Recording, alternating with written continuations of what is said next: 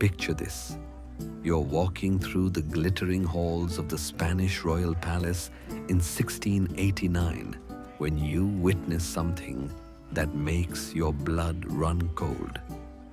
A young woman, barely 16, is being forced into a marriage that will systematically destroy her body and mind over the next decade. Her crime? Being born with the right bloodline. What you're about to discover will haunt you, because this wasn't just one woman's nightmare. This was the calculated destruction of thousands of women across centuries, all in the name of keeping bloodlines pure. And the most disturbing part? The very people who claim to be protecting their family's honor were the ones orchestrating these women's suffering. Before we dive into this dark chapter of history, I want you to hit that like button and let me know in the comments where you're listening from, because we're about to explore one of humanity's most twisted obsessions together. And these stories deserve to be remembered. Her name was Maria Anna of Neuburg, and in 1689, she became the second wife of King Charles II of Spain. But this wasn't a fairy tale marriage. It was a calculated political transaction designed to produce an heir with the purest possible bloodline. Maria Anna had no idea what she was walking into when she arrived at the Spanish court.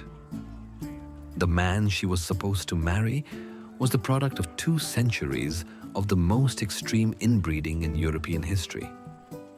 Charles II was so physically and mentally damaged by his genetics that he could barely speak clearly, couldn't chew solid food, and suffered from constant seizures. But here's what makes this story truly horrifying. The Spanish royal family knew exactly what they were doing to these women. They had watched generation after generations of wives suffer miscarriages, stillbirths, and mental breakdowns, yet they kept forcing new women into the same nightmare. Because to them, these women weren't human beings. They were breeding stock. Maria Anna spent the next 11 years of her life trapped in a marriage where she was expected to produce an heir with a man whose own family tree looked more like a wreath. Every failed pregnancy was blamed on her. Every miscarriage was her fault.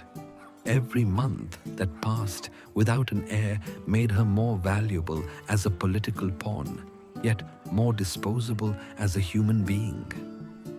And she wasn't alone. Across Europe, women were being systematically destroyed by the obsession with bloodline purity. But this was just the beginning of a much darker story. To understand how these women suffered, we need to understand what pure bloodlines actually meant in practice. Because the wealthy and powerful, they didn't just accidentally stumble into destroying women's lives. They created an entire system designed to do exactly that. The Habsburg family, who ruled much of Europe for centuries, perfected what they called dynastic marriage. But what this really meant was forcing women to marry their own relatives over and over again until the genetic consequences became catastrophic. Take the case of Joanna of Castile, known to history as Joanna the Mad. Born in 1479, so she was married off to Philip the Handsome of Burgundy in a political alliance. But Joanna's real crime wasn't madness. It was being a woman in a system that would drive any sane person to despair. When Philip died suddenly in 1506, Joanna's grief was so intense that she refused to bury his body. She carried his coffin with her everywhere she traveled, opening it regularly to kiss his corpse. History labeled her insane. But what history often ignores is that Joanna had been forced into marriage as a teenager, had watched her children taken from her, and had been used as a political pawn her entire life. Her madness was the only way she could express her humanity in a system designed to erase it. The irony is devastating. In their obsession with keeping bloodlines pure, these families were systematically destroying the very women they needed to continue their lines. And the women paid the price with their bodies, their minds, and their lives. But the royal families weren't content to destroy just a few women at a time. They created what can only be described as breeding programs designed to maximize genetic purity while treating women like livestock.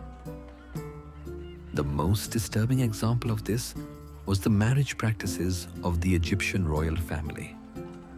For over 3 centuries, Ptolemaic rulers married their own sisters, forcing these women into relationships that were both incestuous and politically calculated. These women weren't just marrying their brothers, they were being forced to have children with them, knowing that each pregnancy carried enormous risks. Cleopatra VII, the last pharaoh of Egypt, was the product of 12 generations of sibling marriage. But here's what most people don't know about the famous queen. She was likely one of the few women in her family line who retained her mental faculties. Archaeological evidence suggests that many of her female relatives suffered from severe developmental disabilities, miscarriages, and early deaths directly related to inbreeding. Yet the system continued because to these families, the women's suffering was an acceptable cost for maintaining power. And when one woman died or became too sick to fulfill her duties, there was always another female relative ready to take her place. The documentation from this period is chilling. Royal physicians kept detailed records of pregnancies, miscarriages, and birth defects, but they wrote about these women like they were documenting livestock breeding. The women themselves were rarely allowed to speak about their experiences, and when they did, their words were often dismissed as hysteria or madness. The most visible symbol of this genetic destruction became known as the Habsburg jaw, a severe underbite that made it difficult to speak or eat. But what this physical deformity represented was much more horrifying.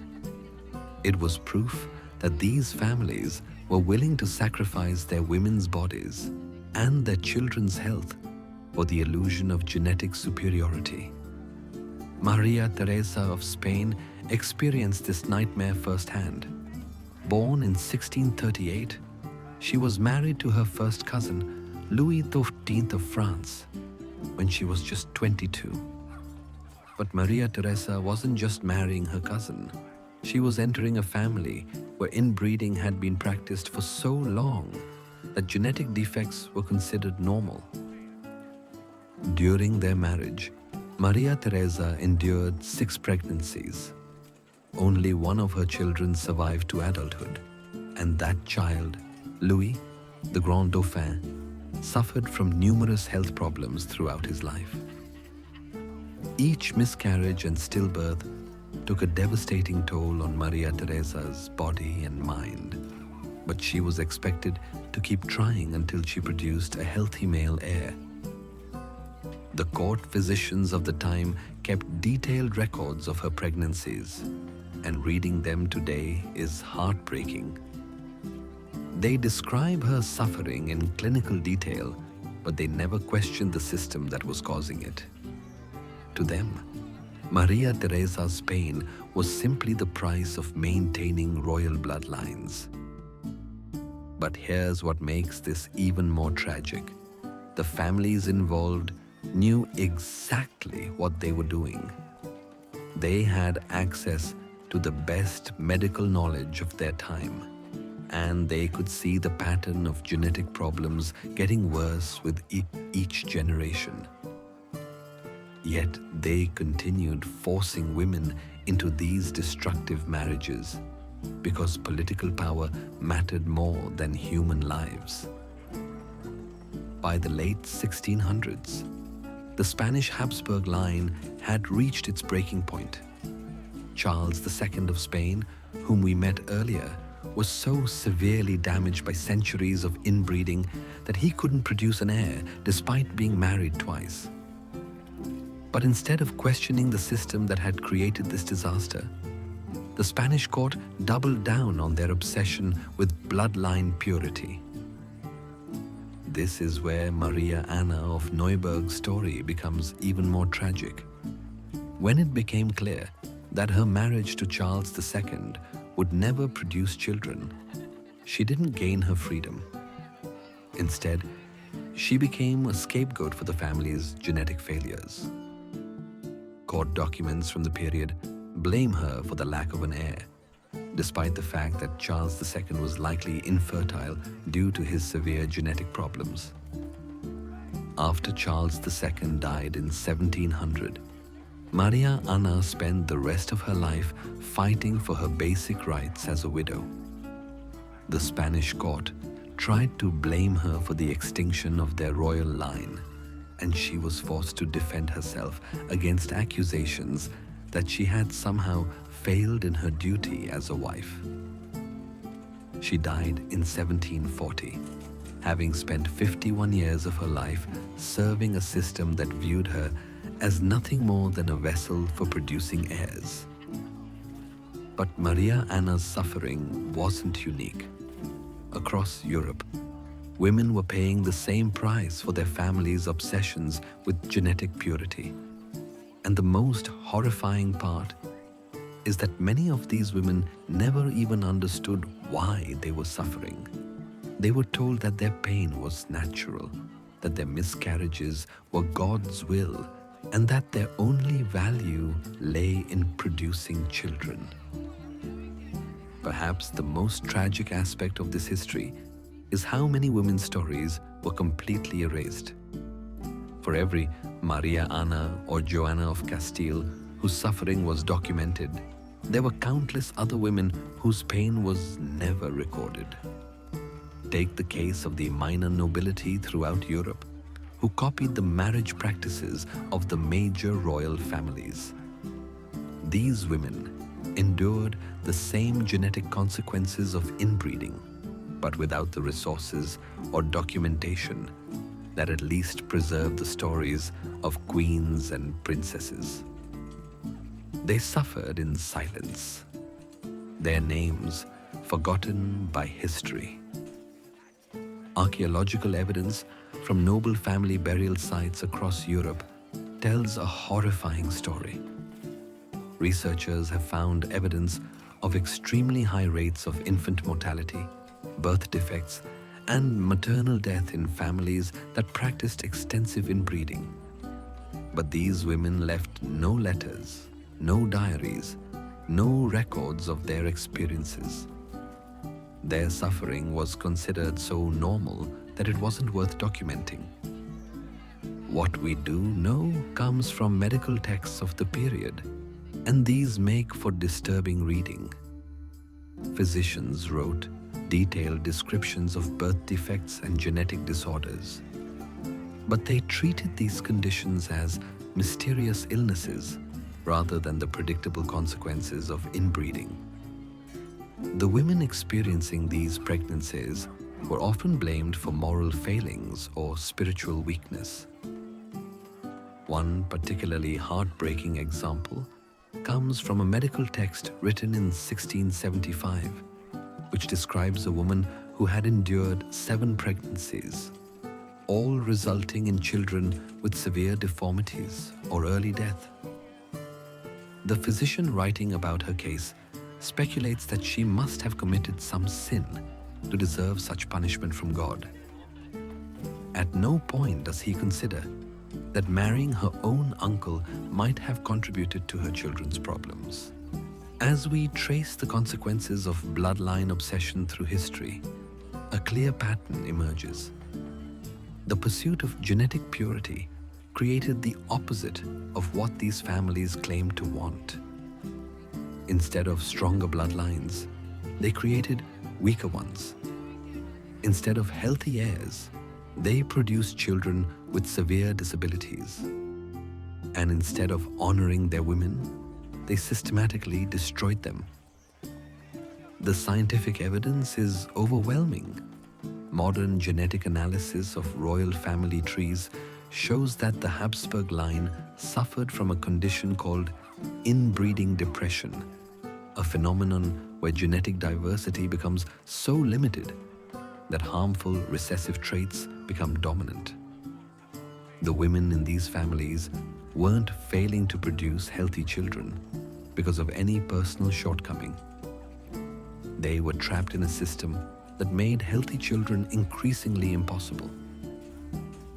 But the families involved refused to acknowledge this reality. Instead, they blamed individual women for their failures, forced them into increasingly desperate medical treatments, and often accused them of adultery or witchcraft when they couldn't produce healthy heirs. Isabella of Portugal, who married her first cousin, Emperor Charles V, in 1526, exemplifies this tragic pattern. Despite producing 3 children, including the future Philip II of Spain, Isabella's life was dominated by the pressure to provide more heirs. She died at age 35 from complications related to her 4th pregnancy, but even her death was blamed on her personal failings rather than the impossible demands placed on her body. The documentation from her final pregnancy is particularly disturbing. Court physicians forced her to endure experimental treatments designed to ensure the health of her unborn child, including bloodletting, mercury treatments, and forced bed rest. When she died anyway, they blamed her for not having enough faith in God's plan. What makes this history even more tragic is how the obsession with bloodline purity created a web of destruction that trapped multiple generations of women. These weren't isolated cases of individual suffering. They were systematic patterns that destroyed family after family. Consider the fate of the Portuguese royal family in the 16th and 17th centuries. Like their Spanish cousins, they practiced extensive inbreeding in an attempt to maintain bloodline purity. The results were catastrophic for the women in their family line.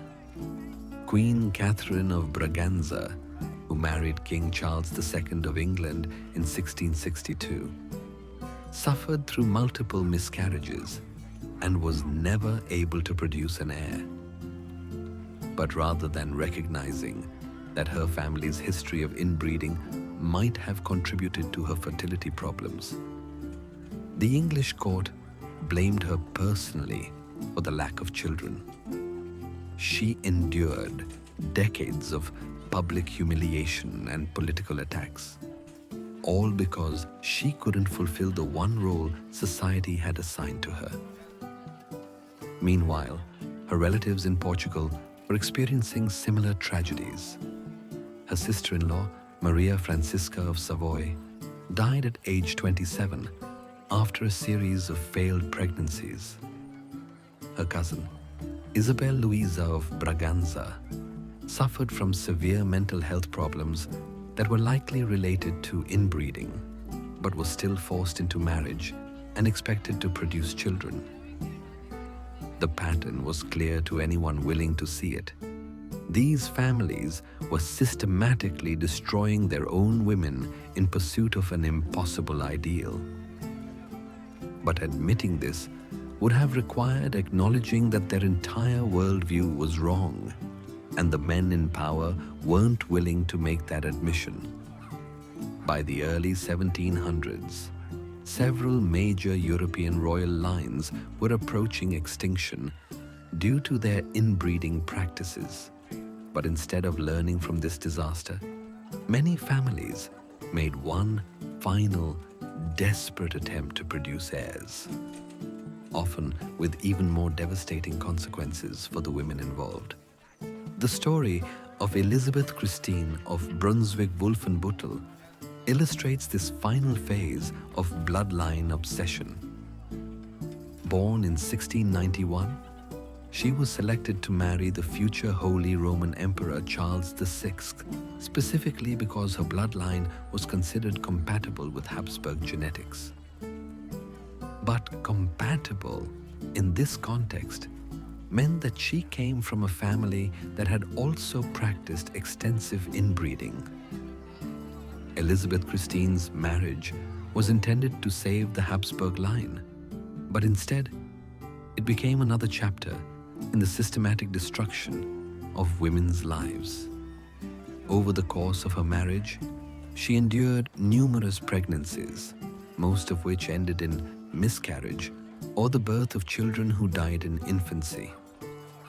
The two daughters who survived to adulthood both suffered from health problems that were likely related to their parents' shared genetics. But perhaps most tragically, Elizabeth Christine was forced to watch as her surviving daughter, Maria Theresa, was pressured into the same system of politically motivated marriages that had destroyed so many women before her.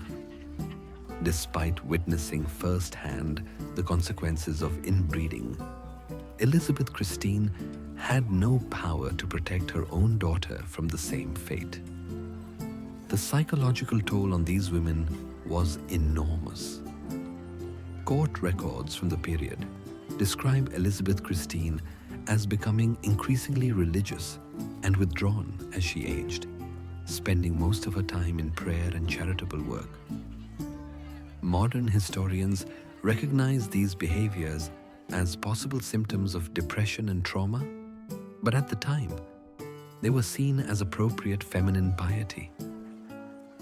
When the Spanish Habsburg line finally ended with the death of Charles II in 1700, it should have been a wake-up call about the dangers of bloodline obsession.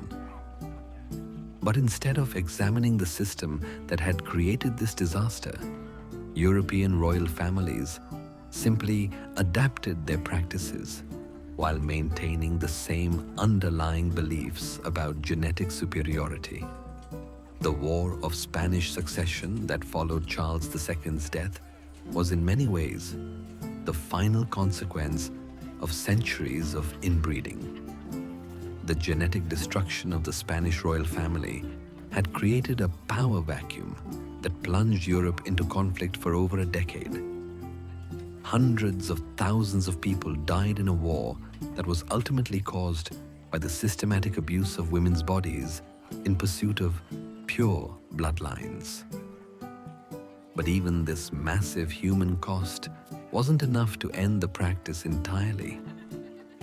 Other royal families continued to practice modified forms of inbreeding well into the 20th century, always finding new ways to justify their obsession with genetic purity. The Russian royal family, for example, continued to marry within a small circle of German nobility until their execution in 1918.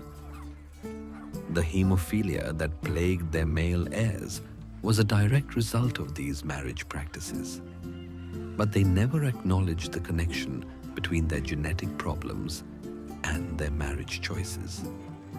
Similarly, many noble families throughout Europe continued to practice cousin marriage and other forms of inbreeding into the modern era, always convinced that their particular circumstances were different from the historical disasters they had witnessed.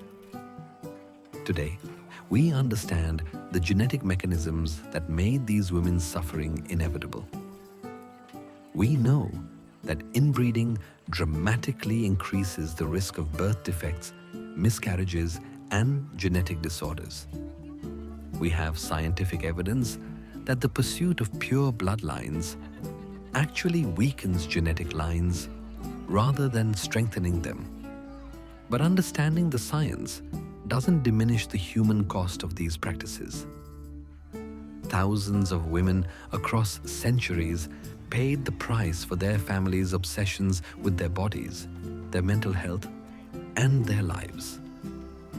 They were treated as vessels for producing heirs rather than as human beings with their own rights and dignity. The most tragic aspect of this history is how preventable it all was. At any point, these families could have chosen to prioritize the health and happiness of their women over their political ambitions. They could have recognized that the suffering they were witnessing was a direct result of their own choices. But they didn't, because acknowledging this reality would have required giving up their claims to genetic superiority. The women who survived these systems often spend the rest of their lives trying to find meaning in their suffering. Many turn to religion, charity work, or artistic pursuits as ways of creating purpose beyond their biological function. Some, like Maria Theresa of Austria, used their political power to try to reform the systems that had hurt them. But none of them were able to completely escape the shadow of their experiences. What can we learn from these women's stories? First, that the pursuit of genetic or racial purity always comes at a human cost. The idea that some bloodlines are inherently superior to others has been used throughout history to justify horrific treatment of women and other vulnerable groups. Second, that systems of oppression often hide behind claims of tradition, religion, or scientific authority. The families who destroyed these women's lives always had elaborate justifications for their actions. They claimed they were preserving divine bloodlines, maintaining political stability, or following natural law. But underneath all these justifications was a simple desire to maintain power and control. Finally, that individual suffering matters, even when it's part of larger historical patterns. Each woman who endured miscarriages, forced marriages, and systematic abuse was a real person with her own hopes, fears, and dreams. Their pain wasn't just a footnote to larger political events. It was the human cost of systems that treated people as means to an end rather than as ends in themselves. Maria Anna of Neuburg, with whom we began this story, lived until 1740, 40 years after her husband's death. She spent those final decades fighting for recognition of her dignity and her rights as a human being. She never remarried, never had children, and never found the peace that had been denied to her during her years as queen. But she also never stopped insisting that her life had value beyond her ability to produce heirs. In her later years, she became known for her charitable work and her support of other women who had suffered similar experiences. She used her position to advocate for widows' rights and to provide assistance to women facing difficult pregnancies. As we reflect on these women's experiences, it's important to remember that their suffering wasn't ancient history. The ideas that justified their abuse, beliefs about genetic superiority, the treatment of women as property, and the prioritization of political power over human dignity continue to influence our world today. But their stories also remind us of the incredible resilience of the human spirit. Despite facing systematic oppression and abuse, many of these women found ways to maintain their dignity, express their humanity, and work for positive change. They refused to be reduced to their biological function, even when that was the only role society offered them. Their legacy isn't just one of suffering, it's also one of resistance. Every time they spoke out against their treatment, every time they insisted on their own value as human beings, every time they used whatever power they had to help other women, they were fighting back against the systems that oppressed them. Today, when we hear echoes of the same arguments that justified their abuse, claims about genetic superiority, attempts to control women's bodies, or justifications for treating people as means to political ends, we can remember these women's stories and choose a different path. Because ultimately, the pursuit of pure bloodlines was never really about genetics or family honor. It was about power, control, and the willingness to sacrifice human dignity for political advantage. And the women who paid the price for these obsessions deserve to be remembered not just as victims, but as human beings whose lives had inherent value that no political system should have been allowed to destroy. Their stories remind us that behind every historical injustice are real people who suffered real consequences, and that the best way to honor their memory is to ensure that such systematic abuse never happens again.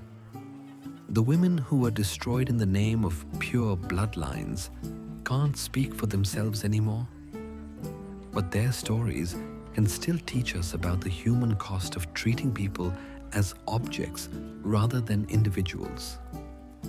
Their suffering was real, their resistance was heroic, and their memory deserves to be preserved.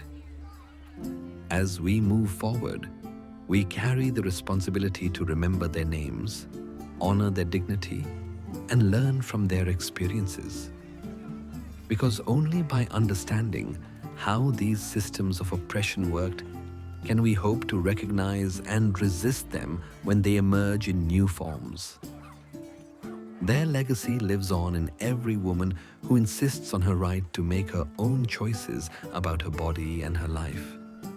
Their courage echoes in every person who refuses to be reduced to their biological function or genetic heritage. And their dignity shines through in every effort to build a world where human worth isn't determined by bloodlines, genetics, or political usefulness.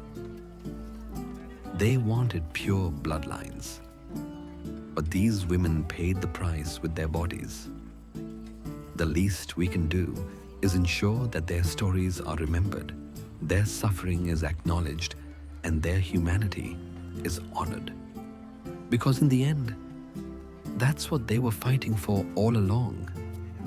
The simple recognition that they were human beings deserving of dignity, respect, and the chance to live their lives on their own terms.